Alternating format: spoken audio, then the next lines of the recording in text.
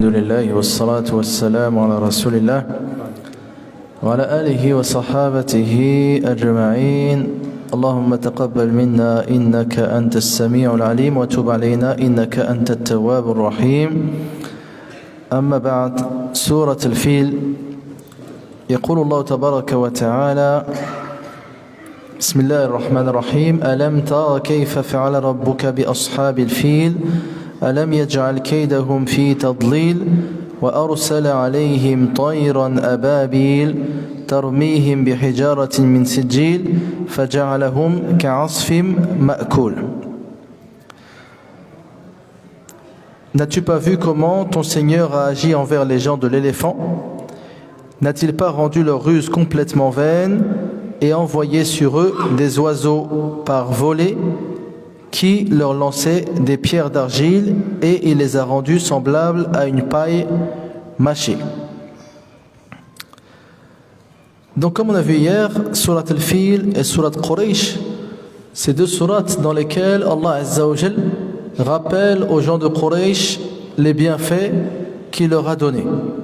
Donc dans Surat Quraysh, Allah Azza wa Jal leur rappelle les deux voyages qu'ils accomplissaient en été et en hiver, un vers le Yémen et l'autre vers Al-Sham, et il leur rappelle également que c'est lui qui les a nourris contre la faim et les a rassurés contre la crainte.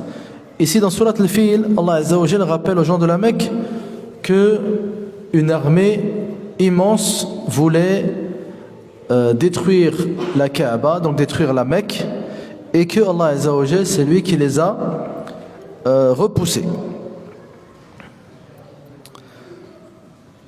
Donc il voulait détruire la Kaaba. Donc on va expliquer ce qui s'est passé, pourquoi Abraha al-Habashi il a voulu donc attaquer la Mecque. Donc qu'est-ce qui s'est passé? Les gens depuis Ibrahim alayhi salam, ils accomplissent le Hajj. Le Hajj, la Umrah, ils font le tawaf autour de la Kaaba. Et ils viennent de partout. Les gens ils viennent de partout. وَأَذِّنْ فِي النَّاسِ بِالْحَجِّ يَأْتُوكَ رِجَالًا وَعَلَى كُلِّ ضَامِرٍ يَأْتِينَ مِنْ كُلِّ فَجٍّ عَمِيقٍ. Il a dit à Ibrahim: ô Ibrahim, fais l'appel auprès des gens pour le Hajj, le pèlerinage. Et ils viendront de partout, à pied, à monture et de toute provenance. Et donc les gens ils viennent de partout. Ils viennent du nord, du sud, de l'est et de l'ouest. Il y avait au Yémen un homme qui s'appelait Abraha. Donc lui c'était un chrétien qui, on va dire, qui suivait Al-Najashi de l'époque, donc le roi d'Abyssinie. Donc ils étaient chrétiens. Et lui en fait, il avait été pris de jalousie du fait que les Arabes, ils allaient tous faire le Hajj à la Mecque. Et lui il s'est dit: je vais construire une église à Sanaa au Yémen afin que les gens délaissent la Mecque et viennent plutôt faire un pèlerinage dans la belle église que je vais bâtir. Donc il a construit son église qui était belle, qui était magnifique, et certains Arabes, ils ont été pris de... Comment on va expliquer ça? Ils ont voulu défendre la Kaaba. Dès qu'ils ont entendu qu'une église avait été construite pour détourner les gens du pèlerinage vers la Mecque et qu'ils aillent plutôt vers le Yémen, il y a un homme, qu'est-ce qu'il a fait? Seul, il est parti jusqu'au Yémen. Il est rentré dans cette église et akramakumullah, il a fait ses besoins dans l'église. Il a fait ses besoins dans l'église et il a même pris ses excréments et il en a mis partout. Donc lui, son but, c'était justement de défendre à sa manière la maison d'Allah Azza wa Jal, la Kaaba. Sauf que Abraha, lorsque il a vu ce qu'avait fait cet homme dans l'église flambant neuf qui venait d'être bâtie, il s'est mis dans une grande colère. Et lorsqu'il a appris que c'était les Arabes qui avaient fait cela, il a constitué une armée pour se rendre à la Mecque et détruire la Kaaba. Il se dit au moins, il n'y aura plus de Kaaba, les gens n'auront plus d'autre solution que de venir à Sanaa, et en même temps ça me permettra de me venger par rapport à ce qu'ils ont fait contre mon église. Donc il a pris une armée immense et il avait avec lui des éléphants. Il avait avec lui des éléphants. Et donc il commence à avancer du Yémen, donc le Yémen c'est au sud, vers le nord, le nord-ouest, pour se diriger vers la Mecque. En chemin, il est arrivé vers la tribu de Khath'am. C'est alors que cette tribu-là, lorsqu'ils l'ont vu arriver, ils ont voulu se défendre. Donc lui, dès qu'il passait par une tribu, on va dire, il les attaquait, il les massacrait. Donc il prenait, on va dire, possession de cette tribu. Lorsqu'il est arrivé à Khath'am, les gens, ils ont voulu défendre leur terre. Et il y avait avec eux un homme, donc leur chef, qui s'appelait Nufayl ibn Habib al-Khath'ami. Donc pareil, il a voulu défendre ces terres, mais ils ont été vaincus. Et cet homme, Nufayl ibn Habib al-Khath'ami, il fut pris comme prisonnier. Et Abraha l'a pris avec lui pour lui montrer le chemin. Donc parce qu'à l'époque, il n'y a pas de chemin, donc c'est le désert, on avance. Donc il l'a pris avec lui pour qu'il lui montre où il fallait se diriger pour se rendre à la Mecque. Et donc cet homme, sous la contrainte, il l'a suivi. Donc ils avaient avec eux des éléphants. Et le plus gros des éléphants qu'ils avaient avec eux, il s'appelait Mahmoud. Donc arrivé à la Mecque, donc après avoir combattu toutes les tribus qu'ils avaient sur leur chemin, ils sont arrivés à la Mecque. Sauf que à ce moment-là, ils vont rencontrer, il y a le grand-père du prophète sallallahu alayhi wa sallam, Abd al-Muttalib, qui va aller à la rencontre de Abraha. Pourquoi? Parce que aux alentours de la Mecque, Abraha, il va prendre tout un troupeau de chameaux qui appartenait à Abd al-Muttalib. Et donc, Abd al-Muttalib, il vient pour négocier, pour pouvoir récupérer ses chameaux. Et donc, il va à la rencontre de Abraha. Et Abraha, donc, il se rend compte que lui, c'est le chef de Quraysh. Donc, Quraysh, comme on a vu, c'est la tribu arabe qui était la plus crainte dans la péninsule arabique. Et donc, Abd al-Muttalib, il vient à sa rencontre. Abraha, il pense que Abd al-Muttalib vient pour le convaincre de ne pas attaquer la Kaaba. Alors que Abd al-Muttalib ne vient pas pour cela, il vient juste pour récupérer ses chameaux. Et Abraha va lui dire une parole, il va lui dire: quand je t'ai vu arriver, j'avais de l'estime pour toi. J'avais de l'estime pour toi, tu as du charisme, mais quand tu m'as parlé des chameaux, tu ne m'as pas parlé de la Kaaba, tu as baissé dans mon estime. Donc je viens pour détruire la Kaaba et toi tu me parles de 200 chameaux. Et Abd al-Muttalib, il lui a dit: moi je viens négocier les chameaux, je suis Rabbul Ibil, je suis le maître de ces chameaux. Walil bayti Rabbun yahmi. Il a dit le bayt, Baytullah. Il a son maître qui va la défendre. Et donc lorsque Abd al-Muttalib il a vu que Abraha il était déterminé, tous les gens de Quraysh, qu'est-ce qu'ils ont fait? Ils sont montés dans les montagnes. Ils sont montés dans les montagnes et ils ont laissé la Mecque vide. Et donc Abraha veut continuer son chemin vers la Mecque. Sauf que là, les chameaux, et plus précisément Mahmoud, il ne veut plus avancer. Il ne veut plus avancer. Donc ils essayent de le frapper, ils essayent de de le piquer afin qu'il avance. Il refuse d'avancer, il est assis, il ne bouge pas. Lorsqu'il le dirige vers l'est, il se lève en courant. Vers l'ouest, il se lève en courant. Vers le sud, il se lève en courant. Mais dès qu'on le dirige vers le nord, vers la Mecque, la Kaaba, il s'assoit. Nufayl ibn Habib, donc cet homme qui a été fait prisonnier, lui, il sent qu'il y a quelque chose qui se trame. Et donc lui aussi également, il va monter dans les montagnes avec les gens de Quraysh. Et justement, à ce moment-là, Allah subhanahu wa ta'ala, il va envoyer sur eux une armée d'oiseaux. Une armée d'oiseaux qui vient de la mer. Avec chaque oiseau, il y a 3 pierres. Une dans le bec et 2 dans les pattes. Donc, les savants du tafsir ils disent que c'était des petites pierres, grandes comme un pois chiche, d'argile comme on va voir.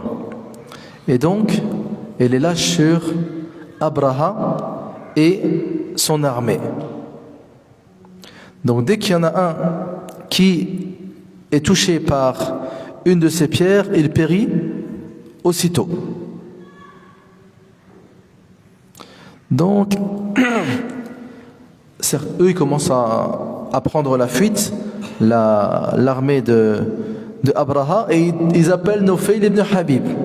Oui, celui qui devait nous montrer, qui nous montre comment s'enfuir d'ici. Sauf que lui, il est monté dans les montagnes. À la kulli hal, Allah Azza wa Jal, donc il va faire périr toute cette armée qui avait décidé d'attaquer la Kaaba. Donc cela a eu lieu la même année de naissance que le prophète sallallahu alayhi wa sallam. Donc le prophète sallallahu alayhi wa sallam, il est né à Am al-Fil. Donc l'année de cet événement, le prophète sallallahu alayhi wa sallam va naître. Donc le prophète sallallahu alayhi wa sallam, il est né l'année de l'éléphant. Donc à ce moment-là, ils n'ont pas de calendrier avec des dates. Donc ils appellent les années par l'événement majeur qui s'est passé pendant cette année. Donc cette année, l'événement majeur, c'est El-Fil. Donc toute chose qui s'est passée cette année-là, on dit, ça s'est passé à Am El-Fil, c'est passé à Am El-Fil, l'année de l'éléphant.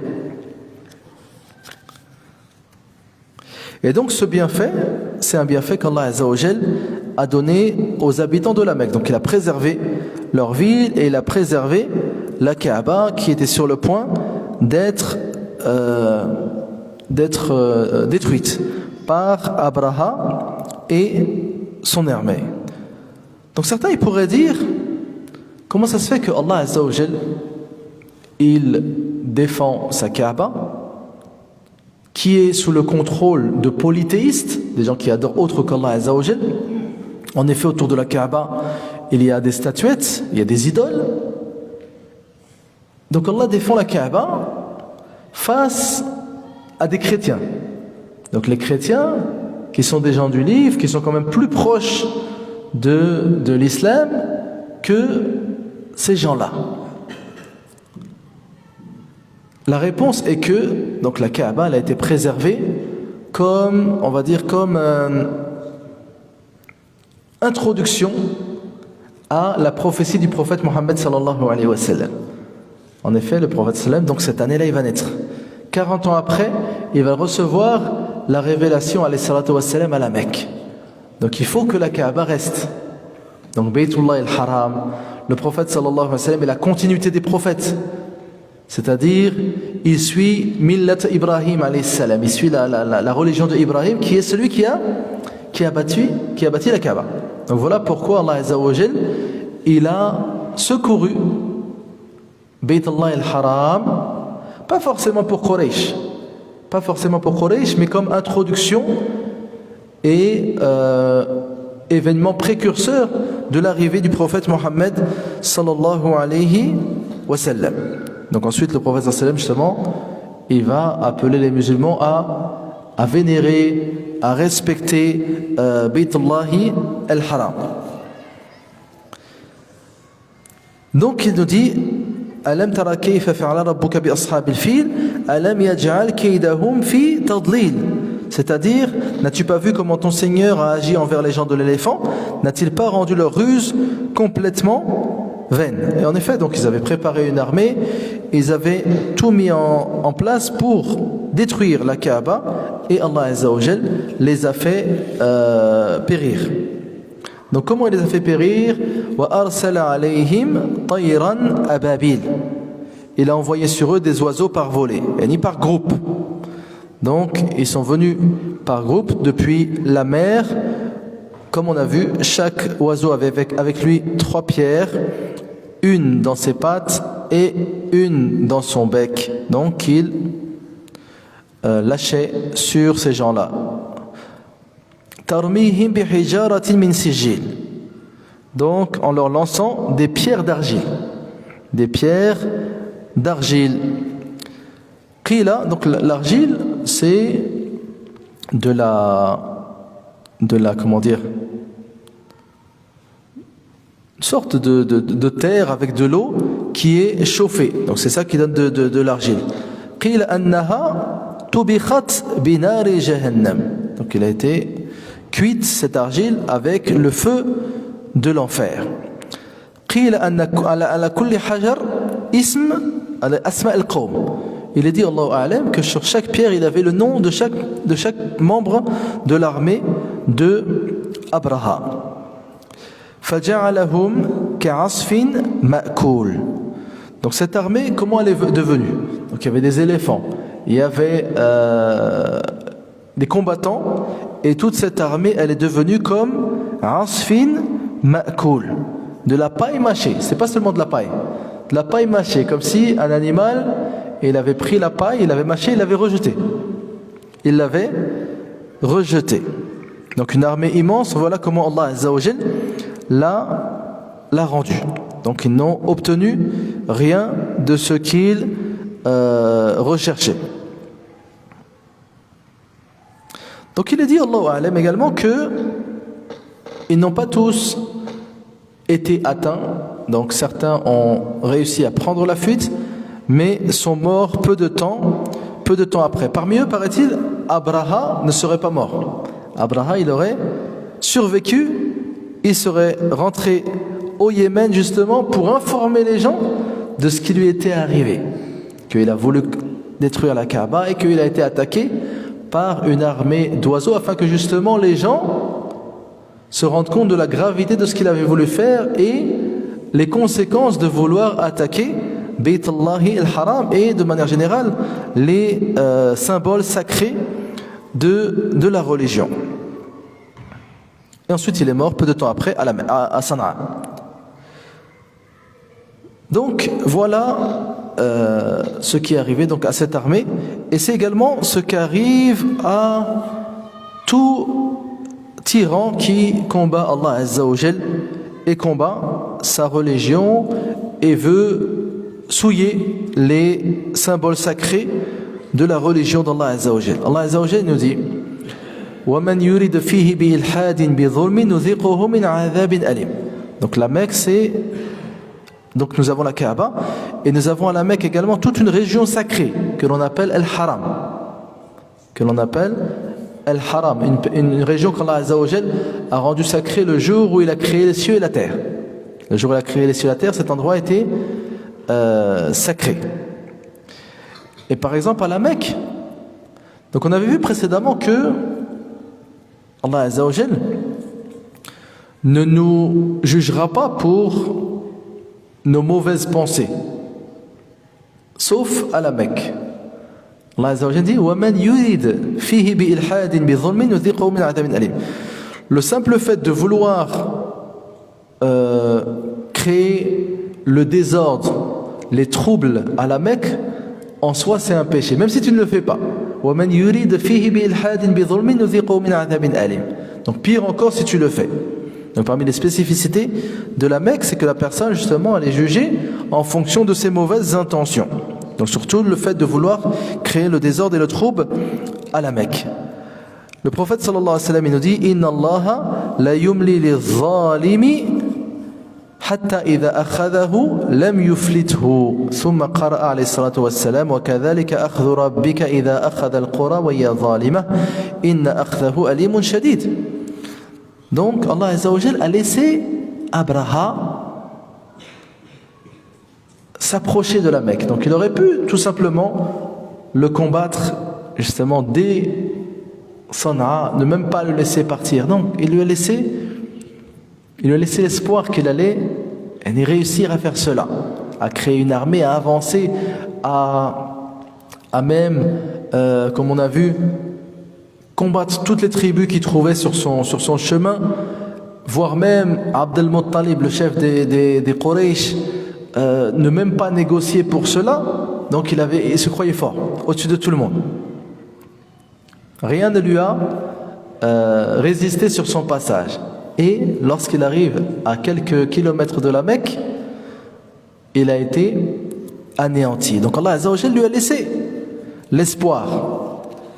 Le prophète sallallahu alayhi wa sallam, il nous dit Inna Allaha la yumli liz-zalim. Allah Azza wa Jalla, il laisse toujours un temps ou bien un délai à l'injuste. Il le laisse. La yumli liz-zalim.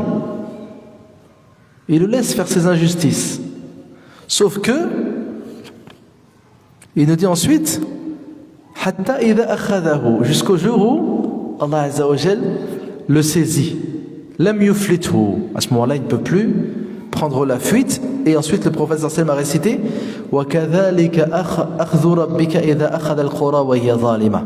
Inna akhdahu alimun shadid. Donc ainsi, lorsque ton Seigneur saisit les cités alors qu'elles sont injustes, inna akhdahu alimun shadid. Donc il est saisi avec un châtiment douloureux et fort. Également dans cette sourate on voit la puissance d'Allah subhanahu wa ta'ala. Allah azza wa jalla ala kulli shay'in qadir. Allah azza wa jalla est capable de toutes choses. C'est-à-dire que ici Allah azza wa jalla a défendu Bayt Allah al-Haram par des causes, on va dire, inimaginables par rapport à l'homme. Donc les gens de Quraysh auraient pu combattre Abraha et Allah Azza wa Jalla les aurait secourus. Là, eux-mêmes ils ont pris la fuite. Et Allah Azza wa Jalla a secouru Bayt Allah al-Haram par une armée sur laquelle personne ne comptait. Donc à l'époque, les gens, pour eux, une armée, c'est des hommes, des montures, des armes. Là, tout cela n'a même pas eu lieu. Allah Azza wa Jalla a secouru sa demeure, Bayt Allah al-Haram, par une armée venant de lui. وَمَا يَعْلَمُ جُنُودَ رَبِّكَ إِلَّا هُ. Seul Allah Azza wa Jalla connaît son armée. Donc une armée, c'est pas forcément ni des hommes, la force, les armes. Il y a également فَارْسَلْنَا عَلَيْهِمُ الطُّوفَانَ وَالْجَرَادَ وَالْقُمَّلَ وَالضَّفَادِعَ وَالدَّمَ. Allah Azza wa Jalla, il a envoyé sur Fir'aun wa qawmihi at-tufan, donc des inondations, wal-jarad, des sauterelles, wal-qummal, des poux, wal-dafadi', des grenouilles, wal-dam, du sang. Wa ma ya'lamu junud rabbika illa hu.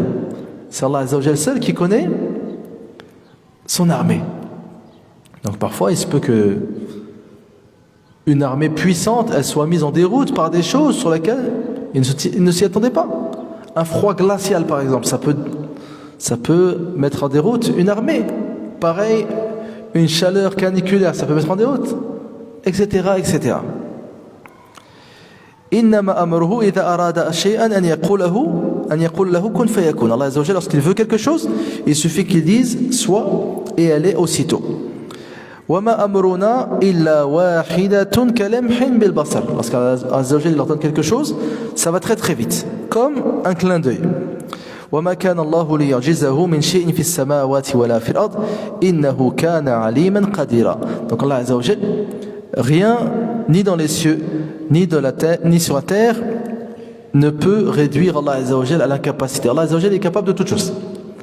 Rien n'est trop grand pour Allah subhanahu wa ta'ala, même de mettre en déroute une armée comme celle de Abraha, ou bien même encore plus grande. Innahu kana aliman qadira. Allah Azza wa Jal, c'est lui le savant et l'omnipotent subhanahu wa ta'ala. Nasallallahu ta'ala an yataqabbala minna as-siyama wal qiyam وأن يحشرنا في زمرة خير الأنام صلى الله عليه وسلم. اللهم إنا نسألك الهدى والتقى والعفاف والغنى. اللهم اكتبنا من عتقائك من النار. اللهم أعنا على ذكرك وشكرك وحسن عبادتك يا رب العالمين. ربنا آتنا في الدنيا حسنة وفي الآخرة حسنة وقنا عذاب النار. وصلى الله على نبينا محمد وعلى آله وصحابته أجمعين. وآخر دعوانا أن الحمد لله رب العالمين.